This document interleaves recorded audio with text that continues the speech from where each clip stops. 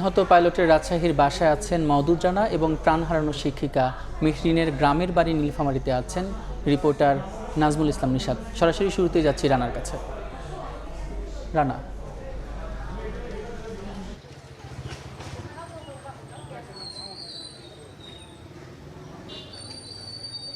মাত্র ২৭ বছর বয়সে অকাল মৃত্যু। না ফেরার দেশে পাড়ি জমিয়েছেন পাইলট তৌকির ইসলাম সাগর। এই শোকে পুরো রাজশাহীতে শোকের আবহ। বিভিন্ন শ্রেণী পেশার মানুষ, সাগরের আত্মীয় স্বজন, তার বন্ধু বান্ধব সবাই ভিড় করেছেন রাজশাহীর ভাড়া বাসার সামনে।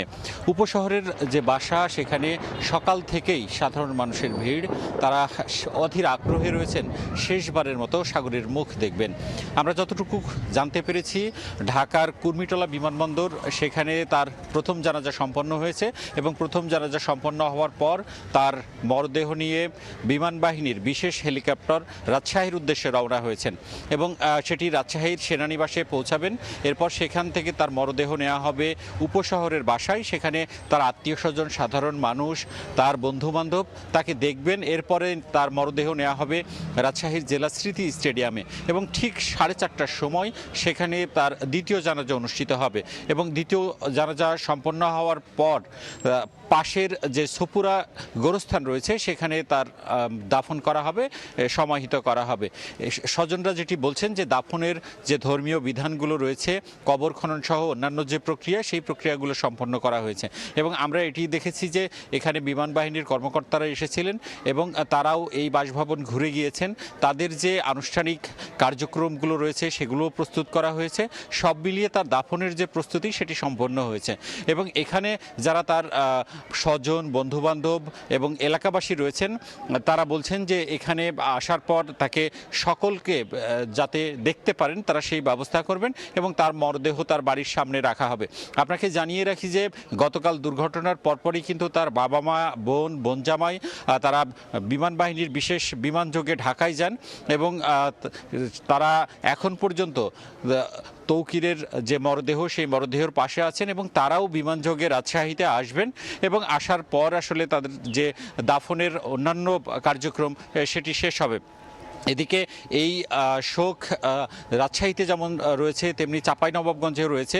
তৌকিরের গ্রামের বাড়ি তো মূলত চাঁপাইনবাবগঞ্জের শিবগঞ্জ উপজেলায়।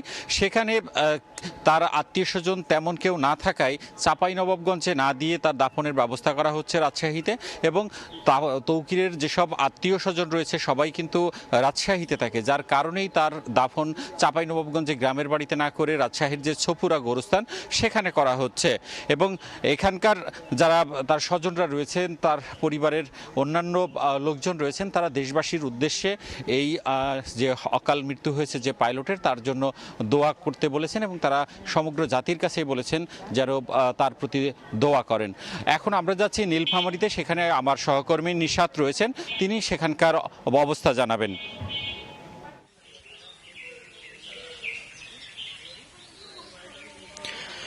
আমরা এখন রয়েছে নীলফামারীর জলঢাকা উপজেলার বগুলাগাড়ি গ্রামে। মেহরিন চৌধুরীকে কিছুক্ষণের মধ্যেই তার মরদেহ নিয়ে আসা হবে। আমরা যতটুকু জেনেছি বেলা 3টায় তাকে দাফন করা হবে পারিবারিক কবরস্থানেই।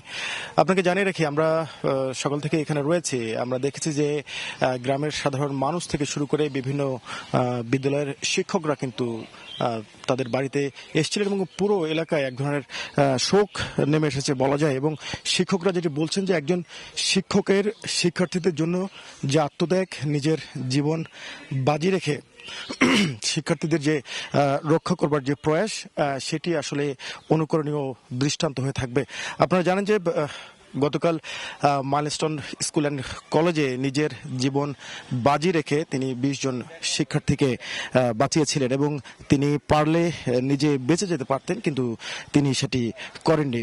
আমরা সকাল থেকে দেখছি তার যে গ্রামের বাড়ি বগুলাগাড়ি গ্রামে আশপাশের ইউনিয়ন থেকে লোকজন এসে এখানে ভিড় করছেন এবং আমরা যতটুকু জেনেছি উনি তার কৈশোর, শৈশব এবং পড়াশোনা ঢাকাতে হলেও গ্রামের সাথে তার যোগাযোগ ভালো ছিল।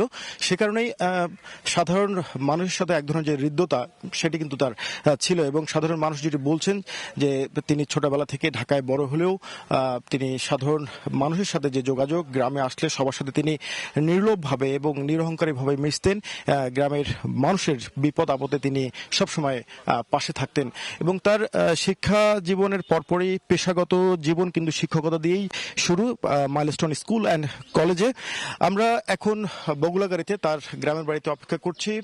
বেলা 3টায় দাফন করবার কথা রয়েছে, এবং এখনো কিন্তু তার মরদেহবাহী যে গাড়ি সেটি কিন্তু এসে পৌঁছায়নি। তবে যতটুকু জেনেছি আর 10 থেকে 15 মিনিটের মধ্যে তার সেই লাশবাহী গাড়ি কিন্তু এসে পৌঁছাবে বগুলাগাড়ি ইউনিয়নে। তো সবকিছু মিলে এই ছিল আমার কাছে নীলফামারীর জলঢাকা থেকে সবশেষ খবর। নীলফামারী থেকে যুক্ত ছিলেন সহকর্মী নিশাত এবং তার আগে রাজশাহী থেকে যুক্ত ছিলেন সহকর্মী মওদুদ রানা।